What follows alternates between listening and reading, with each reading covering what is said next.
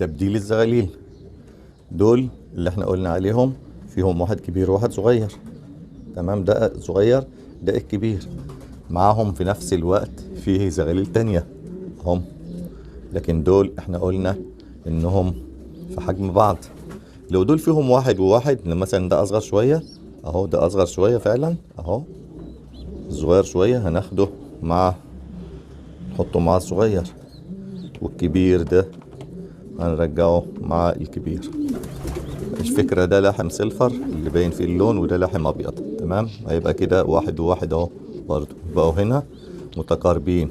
نبدأ نرجعهم تاني للأهالي بسرعة. ده الحل التاني، وتفضل متابعهم بالطريقة دي.